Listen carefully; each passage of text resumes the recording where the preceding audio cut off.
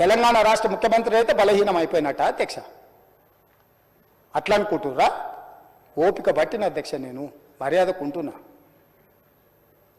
మీకు ఎంతమంది ఉన్నారో తెలియదు, నాకు చికాకు వచ్చిందని తెలిస్తే లక్షలాది మంది పిల్లలు రోడ్డు మీదకి వచ్చి బట్టలు తీసుకొడతారు అధ్యక్ష ఒక్కడినొక్కడిని. నేను వద్దంటున్నా కాబట్టి, చట్టాన్ని గౌరవిస్తా కాబట్టి, చట్టాల పట్ల శాసనాల పట్ల ఈ భారత రాజ్యాంగం పట్ల మాకు సంపూర్ణమైన విశ్వాసం నమ్మకం ఉంది కాబట్టి ఏమనుకుంటూ ఊరుకుంటున్నాం అధ్యక్ష. అది మా చేతగాని కణం కాదు.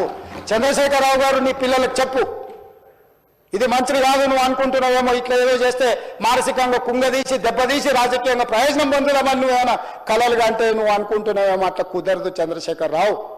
నేను చెప్పదలుచుకున్నా, హద్దు దాటితే మాట జారితే దాని ఫలితం ఎట్లుంటుందో అనుభవిస్తారని నేను చెప్పదలుచుకున్నా అధ్యక్ష. పదవి ఎంతకాలం ఉంటుందని కాదు, ఎట్లా ఉన్నామనే దాన్ని నేను లెక్కగడతా అధ్యక్ష.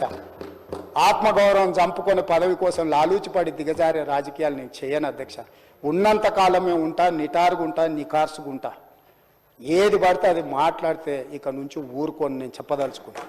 మీరు అనుకుంటున్నాం ఏది పడితే అది బాగా మాట్లాడితే చెల్లిపోద్ది, లేకపోతే కోర్టుకు పోతే బెయిల్ వస్తుంది, లేకపోతే ఈడిపోతే అది వస్తుంది, ఆడిపోతే ఇది వస్తుంది, మానసికంగా మమ్మల్ని దెబ్బతీసి ప్రయోజనం పొందాలని. అవసరమైతే చట్టాన్ని సవరించే పని అని చేస్తాం.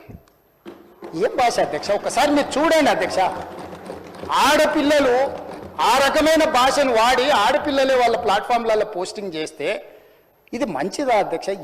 ఏం సాంప్రదాయం? తెలంగాణలో ఇట్లాంటి సాంప్రదాయం ఎప్పుడైనా ఉందా అధ్యక్ష? తెలంగాణ ఉద్యమం సందర్భంలో కూడా అంత పెద్ద ఎత్తున భావోద్వేగాలు ఉన్నప్పుడు కూడా ఇలాంటి భాషా ప్రయోగం జరగలేదు అధ్యక్ష. ఇదెక్కడి వింత పోకడలు, పైశాచిక ఆనందం అధ్యక్ష. వీటిని క్షమించే సమస్యనే లేదు అధ్యక్ష. నేను స్పష్టంగా చెప్పదలుచుకున్నా. చంద్రశేఖరరావు గారు వినండి, మీ పిల్లలకు బుద్ధి చెప్పండి. ఇలాంటి సాంప్రదాయం సంస్కృతి భవిష్యత్ తరాలకు ఇవ్వదలుచుకోలేదు. దీన్ని ఇక్కడనే పాతరేయదలుచుకున్నా. ఉప్పు పాతరేస్తే ఇట్లాంటి సంస్కృతిని మీరు ప్రోత్సహిస్తే ఎవరిని వదలను. ప్రజాస్వామ్యయుతంగా ప్రతిపక్షంగా మీరు మాట్లాడండి, చెప్పండి, విమర్శించండి. దాన్ని సరిదిద్దుకోవడానికి మా ప్రభుత్వం సిద్ధంగా ఉంది, గౌరవిస్తాం. భారతీయ జనతా పార్టీ కూడా మా ప్రతిపక్ష పార్టీ.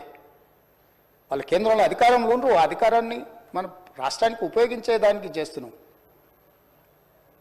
అందుకే అధ్యక్ష, తమరు కూడా అక్కడి నుంచి ఆదేశాలు ఇవ్వండి.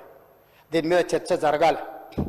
మీడియా మిత్రులకు కూడా నేను అడుగుతున్నా, మీ సంఘాలు ఏవైతున్నాయో సంఘాల నాయకులను కూడా అడుగుతున్నా, ఎవరో జర్నలిస్టులు లిస్ట్ ఇవ్వండి.